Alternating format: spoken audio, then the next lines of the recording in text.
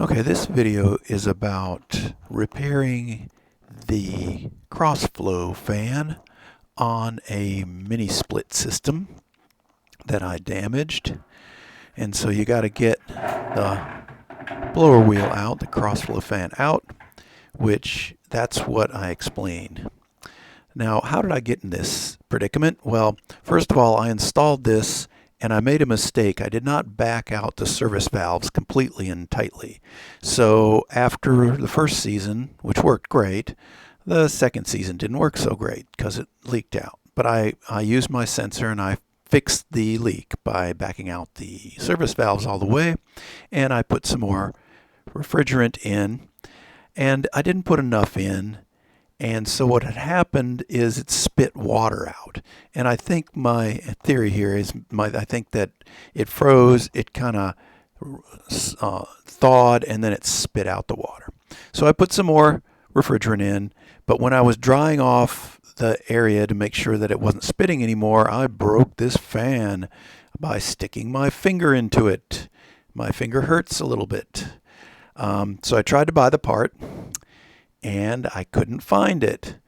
The internet was mum on the word or on the part number, and so was Vinny here.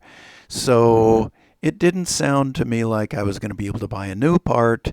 So I decided that this brand not having any spare parts was not so good. But I tried to collect up all these little pieces. Turns out there was 13 of them, and I disassembled the unit in order to repair the wheel. This video is what you need to look at, not mine, to see how to take this thing apart. But I will show you some of the steps about taking it apart. You can get the electrical box off with that one screw that's blurry up there in the top. They show you in the video. And their video shows taking out 2 screws. I had to take out 4, so my unit is a little bit different than the one they show in that video. And you'll need a little bit longer screwdriver than your typical screwdriver to get in there. And then you have to prop the side up and remove the set, or loosen the set screw. So I propped it up with my beaver rock here. And on the other side, you just pry up on this thing and it pops out just like they show in their video. So once you get this popped up, then you can just slide the whole blower fan out, and you have access to repair it. I'm probably the only guy in the universe that stuck his finger into this fan, but I do need to repair it. And so jigsaw puzzle fashion, I figured out which of the 13 pieces went in, and I glued them, I super glued them.